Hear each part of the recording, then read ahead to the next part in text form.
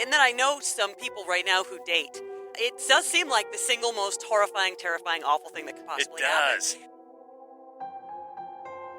And then at the end, we're just going to release a bunch of bees. So be ready. This movie might set the record for the most mentions ever on this podcast. Well, happy Valentine's season. I guess it'd be the Valentine edition of Fright Club Live. We're back at the Gateway Film Center on High Street in Columbus, Ohio, where we are once a month to do our Fright Club Live. And man, we got a lot going on. Welcome. Come on in. Hey, we got the crowd coming in right now. We got our new and improved logo, which is great for the people listening because it's audio. But for here in the theater, we got the new Fright Club logo. So a lot going on. And first off, we want to say thanks so much because we got a tremendous response to Fright Club's Skeletons in the Closet last time out. Which is always fun. It's one of the few regulars. We do that every year as soon as the Oscar nominations come out, and we look back at some of the bad horror movies that the nominees made. And I think more than anything, and I'm among the group, people were excited about frogs. They were. Yeah, Sam Elliott in 1972 made a horrible horror film called Frogs. And we got to talk about it, and it was very, very exciting. And you know what? If he should pull an upset and win next Sunday, I expect a thank you from the podium because we might have put him over the top. I imagine that's the truth. I want to mention Ken from Chicago because he had a set but probably insightful answer to one of my questions about one of the other films that we were showing. Yes. So what were we talking about? So that's just kind of an inside thing between you guys? That's right. All right. It's none of your beeswax, the rest of you. We also want to say we want to welcome new Fright Clubber Albert. Yes. Who's kind of been a Fright Clubber once removed. That's right. Because he's Jenny from Callie's husband. Right. He's finally got drafted into the podcast, and he says lovely things, so we like him. Yeah. Well, we like his wife already, so. That's right. But he's in it now, so welcome. We're glad to have you. Yes, this is Fright Club Live, and we didn't say, but she is Hope Madden. He's George Wolf. And we are from madwolf.com. Glad to be doing this time, talking about Looking for Love, which is perfect for the Valentine season. But there's so much going on right now at this theater, and I know we're always pimping on the Gateway, but that's because there's a good reason for that, especially right now. Right, because tomorrow, Valentine's Day proper, starts Horror 101, and we are super excited that we're partners in bringing Horror 101 to Gateway Film Center, and we're going to be here for the party and get all sloppy drunk because we're not going to do a podcast, so George isn't going to limit the amount of beer that I'm allowed to have. And then we're going to watch Candyman, who is, if you go back in time to our Sexiest Villain podcast, Candyman was up there for me. He was right up there. Yeah, he's right up there. Yeah, it fits in. He's like higher than the Lost Boys for me. And then at the end, did I already say this? We're just going to release a bunch of bees. So be ready. And then also, if you're here in the Columbus area, this coming Sunday, the 17th, we're going to be over at the Upper Arlington Library. Once again, they had us there earlier to do a Halloween thing. We're going to be back talking about the Oscars. That's right. Getting everybody ready. Right. Some predictions and so we'll get one wrong. Every year we get one wrong. So. Yeah, we hope we do that well. This year might be tough. There's some tough calls this year, I think. I don't know. Hey. So that's going to be at 2 o'clock. Right. This Sunday afternoon, the 17th, at Upper Arlington Library. So we'd love to have you stop by if you can, getting ready for the Oscars. The other It is thing we're always excited a fun about, time. Yeah. I want to mention is that there is a super creepy-looking movie that we can't wait to see coming out soon called Greta. Yes. And we were so excited that Cicely from Owen's Group came by to give away some swag and your opportunity to get passes to see the movie. They gave us candy. So really, yeah. We're if we didn't like you already. That's right. And also, when we're talking about Oscars, we want to say thank you to our buddy Dino Tripodis. He had us on his whiskey business podcast. That's right. We went over last night, drank some whiskey. He made us recorded, drink whiskey. And talked about the Oscars. So that one, we'll be putting that on our social medias here pretty soon. I'm exactly as confident with whiskey as I am with craft beer. That I know exactly the same amount of nothing about the two. But you had some strong opinions. You were throwing it down. Yeah, so it was the whiskey. We'll look forward to that. So that's all coming up. But we're here Valentine's Eve. Oh, by the way, how many people here knew that today was Galentine's Day? Did people know this? Okay, yeah. A good number of people. We just found out about it today. I guess it's today. a thing. It's see, we don't watch TV, so we didn't know about Parks and Rec. We're just finding we knew it existed. Well, yeah, we knew it existed, but we didn't know about this holiday, which is now taken over. I guess it's like Festivus. It's one of these fake holidays that's now maybe become a real holiday. So we just, what'd you say? Like Valentine's Day. Oh, ding, ding. Nicely done. All right, so everybody's celebrating Galentine's Day enjoy. We're glad you're here celebrating with us. So as we talk about looking for love horror movies. Other than that, what are the rules? That is all. It's not, and we've done a lot of sort of lovers horror films before. We did The Sexiest Villains before. We've done, scary couples. Mm-hmm. But the whole point is the reason that there is horror in this film, whichever one, it is directly the result of one person looking for love. And then I know some people right now who date. It does seem like the single most horrifying, terrifying, awful thing that could possibly happen. It does. And I can't believe there aren't more horror films. He's shaking his head right here in the based front. on it, right? Oh, my God, it seems awful. Thank you, by there's the way, a big George. thumbs up in the back, yeah. Thank you, George. 4. Keeping me from that horror. Thank you. I do my part, That's why I'm here. So let's start off with number 5, and this is from just last year. This is kind of a surprise little sleeper hit. We liked it. It's a passionate holiday romance leading to an obsessive relationship where an Australian photojournalist wakes one morning in a Berlin apartment and is unable to leave. Berlin Syndrome. I don't want this to end. I wish I could stay.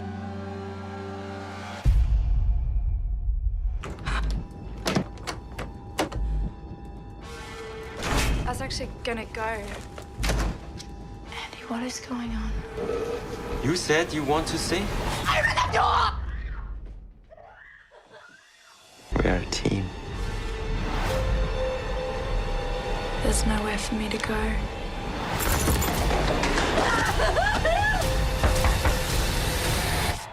I love about that trailer is that music is like from every rom-com you've ever seen.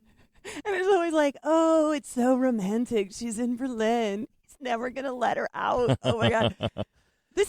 Really, I was very surprised. I was too. At how much I liked and was freaked out by this movie. Well, first of all, Teresa Palmer has never done work like that. No. I mean, she really surprised me. She's great in this movie, and it's a really tense, the tension that it builds slowly, and then it becomes quite a character study because the title obviously is a take on Stockholm Syndrome, and it's how this relationship evolves with her captivity, and yet she's still trying to find ways to get out. Then there's a side plot about someone who may be able to help her get out, and it's really captivating, and it's really gripping, I think, to the end. The end might get a little convenient once or twice, but even so, I thought it was really entertaining. Yeah. So it was written and directed by Kate Shortland, who's going to be doing the next. She's going to be doing Black Widow, right, if it ever gets made. And she also did Lore. Yeah, she did a really small movie that I loved called Lore. It's from like a World War II drama. A few years ago, good. if you look it up. But she's very talented, so looking forward to what she can do with Black Widow. Yeah, but one of the things that I like about where this movie goes is that it's very uncomfortable in the way the relationship shifts. Yeah. And I think uncomfortable because it's probably very realistic, and I think that you're not really expecting somebody to make the Teresa Palmer's character to make the decisions that she does make, and you're hoping you wouldn't make those same decisions, but at the same time, they feel very natural and authentic, again, in a way that is super creepy. It's just a movie that gets under your skin. Exactly, because when the character makes some of the choices that she does, in a lesser movie, you could easily write them off. Yeah. But you're right. This one, it seems something that even if you doubt, you like to think of your own self, I wouldn't do that. Well, the movie makes you maybe think twice about it. So, yeah, it's very effective. When she was looking for love and found out she couldn't get out of the apartment. Berlin Syndrome from 2017. Number 5 on our list for Valentine's Day Fright Club. Moving up to number 4. This is the one we're going to see tonight. So how many people have seen The Love Witch? Okay, there's a few, about half. So how many of you have seen it in 35 millimeter?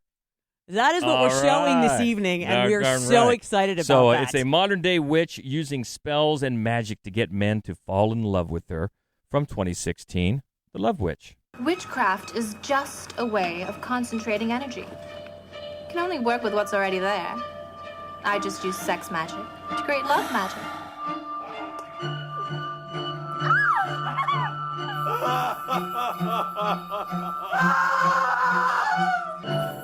Burn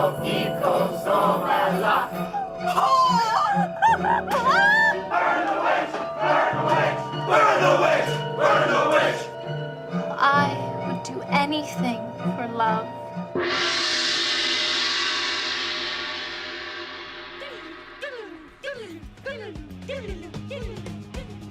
Okay, this time, instead of slipping into a empty theater, we've just waited until the end of this We one. did. And I think I think people liked it, and we had a They great did. crowd. They Great did. crowd. We were talking with Brandon, who writes for us at Mad Wolf, and he was saying that he'd seen it once before, and I agree with him. It's so much different to see it with a crowd of It people. really is, yeah. 'Cause it's really very funny. It is funny. And it is such a perfect throwback to like late 60s, early 70s, Yeah. Technicolor, like exploitation, black magic But it's horror got films. those anachronistic moments in it. A cell phone Yeah. or DNA evidence. Which is hilarious Yeah. because it's clearly intentional, and just Oh, to be clearly. everything about the movie is clearly intentional and perfect. Yeah, I think it works on both levels. If you want to just look at it as a straight homage, you Yeah, can do that. yeah. But if you just want to follow along with the earnestness of yeah. its story, it Yeah. works that way too. Yeah, and I also love that it's my favorite like feminist horror films are the ones that are very subversively so. For example, as you know, I love the film The Woman. Right. Well, you think that is just torture porn, misogyny for about 2/3 of the film. Yeah. This movie is so over the top with its men just want to I love know. a pretty woman. I'm just looking for love. But in the end, what's happening is Right. she is collecting trophies and immediately tiring of them Right. and moving on. That's and it's why. it's a nice sort of flip of the coin. That's why when you were talking about the subversive ones, I was thinking this one is, I would almost call it sneakily. Yeah. It's sneakily feminist Yeah. like that. It does. It sneaks up on you in the way when it finally gets to the end, then you realize what yeah. it's been doing all this time. But it's been entertaining you, and it's been light and not that bloody in No, any way. no. And then it really sinks its teeth in, I should Yeah, say, yeah. toward the end. That it's sneakily effective that way. Speaking of sinking your teeth, how great did that?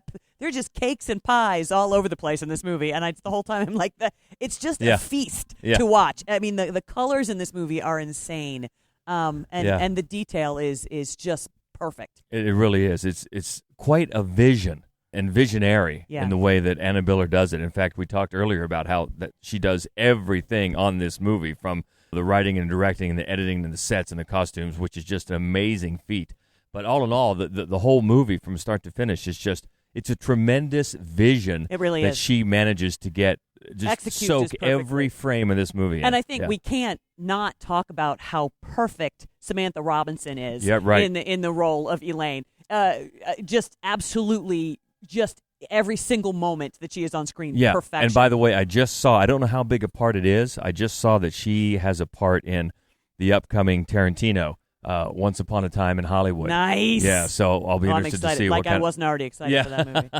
I'll be interested to see what kind of part she has with that. But it's a really enjoyable film, and I think you're right on, even more so with the crowd. Yes. Especially the kind of crowd we had tonight. I was hoping, I kind of got the feeling in the week leading up to this that there was some interest out there. Mm-hmm.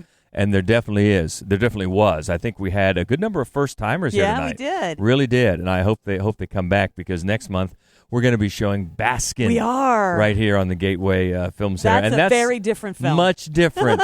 Much different. But in a good way.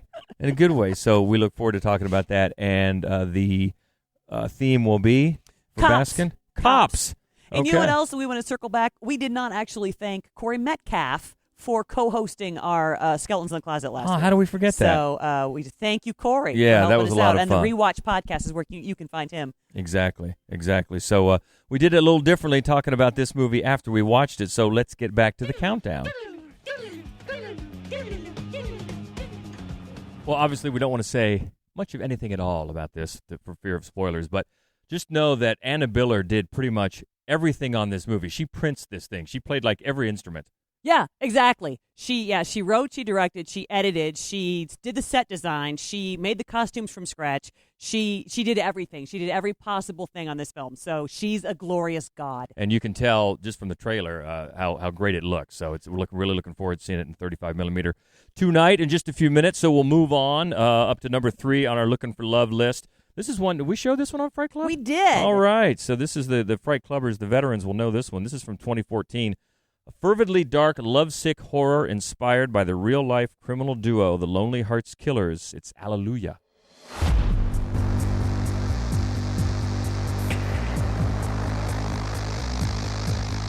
On la séduit, on se marie.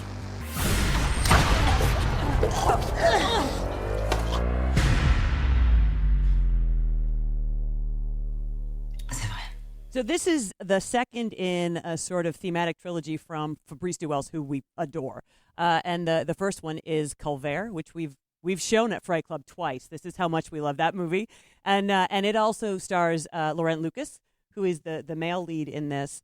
And the most exciting news that I found when putting this together is that Galentine's Day. No, almost as great as Galentine's Day, is that Fabrice Duels has the third in the trilogy that they're filming right now, and it's called Adoration. It's Laurent Lucas and other Fright Club favorites, Beatrice Dahl, and the guy whose name I can't pronounce, who is the lead in Man Bites Dog, which we've also shown here. So I'm super incredibly excited about that movie being in production right now. Beatrice Dahl from Inside, the scary woman in black from the film Inside. Yeah, that's one of the all-time great villains in That history. is good news. And this movie, just one of several, I think, movies based on the Lonely Hearts Killers that allegedly killed about 20 women between 1947 and 1949 in the USA.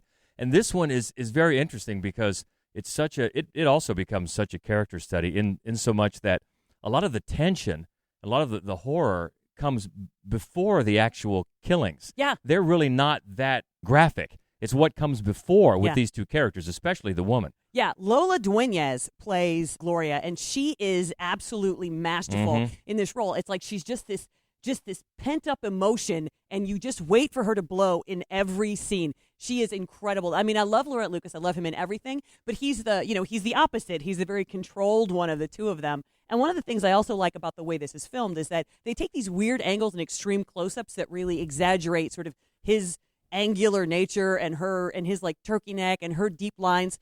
And it's a way, I think, to make them seem simultaneously like more human than what you usually see in film, and also far more grotesque than what you see generally in a film. And their chemistry is just amazing. Yeah, and she is great, and her character has much more of an arc because he's experienced at what he's doing, right? And he has a process, and she gets into it, and of course she's all passion from all ends of the spectrum, and it's really fascinating to watch, and I'm definitely looking forward to it. What'd you say that it was called? Adoration? Yes. Is the next one? So is that later this year? I think it was slated for 2020. Okay. Definitely looking forward to that. So number 3 on our Looking for Love list is Hallelujah. Moving up to number 2, got to be one of Hope's all-time this movie might set the record for the most mentions ever on this podcast. And I'm sure some people know what we're going to say already. This is when Brent turns down his classmate Lola's invitation to the prom. She concocts a wildly violent plan for revenge from 2009, The Loved Ones. Will you go to the dance with me? Sorry, Lola. I'm going with Holly. I'm going to stab Holly in the heart, just like you did to me.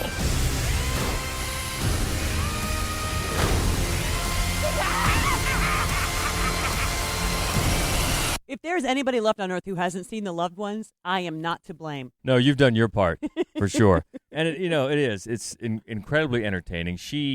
Lola is such a great character. And Robin McLeavey. Sorry about Robin that. McLeavey is great in the role. And it's funny, especially you've got the side characters of the goth girl. Oh, yeah. Yeah, there's funny bits about it, and it's also just, the relationship between her and her dad, who, by the way, do you know who turned down the role of her dad? No. John Jarratt. I was going to say John Jarratt because it's literally the only Australian actor I could think of. He wanted to avoid being typecast. But Too late. I would have loved to have seen him do this that guy role. was great. Oh, he was was, great. yeah. And Bright Eyes. Bright Eyes. Oh my God! And there are so many things that'll get stuck in your head, like that song. And I'm Not Pretty Eyes. Enough. Yeah, yeah, and it's also a really incredibly bizarre exploration of father-daughter relationships. Oh yeah. Power tools, what you can do with Windex. It's so just visually jarring. This pink dress and the glitter and the disco ball and everything about this movie. I just love it. Yeah, and director Sean Byrne, he gave Robin McLeavey directions in preparing for the role. He wanted her to watch Misery, Natural Born Killers, and the works of one Quentin Tarantino. To get in the right mindset. I'd say it worked. I think so too. Yeah, she's actually, Sean Byrne, he's the guy who he went on a couple years later to make The Devil's Candy. So you might remember that one. I think that was a little bit bigger in the States, bigger hit the States. Yeah, what's interesting though, I haven't really seen much from Robin McLeavey though. Has she gone on to do anything after this? She made a really bad horror film with Adrian Brody, and then she was on a TV show called Hell on Wheels, maybe? Mm-hmm. Like a Western about trains, I'm going to guess, but I don't really know. But she was on it, and she had a tattooed face. I remember seeing that. Well, this role is just one for the ages. Oh, yeah. I mean, one of the greatest, especially female villains, probably in horror. And if you haven't checked it out, please do. If not, Hope will come to your house and show it to you before she's done. So that's number 2 on our list of Looking for Love, which moves us up to number 1, and it is one that we have also shown. We've shown this one on Fright Club because it's a favorite. It's an all-timer. From 1999, a widower takes an offer to screen girls at a special audition arranged for him by a friend to find him a new wife. Audition.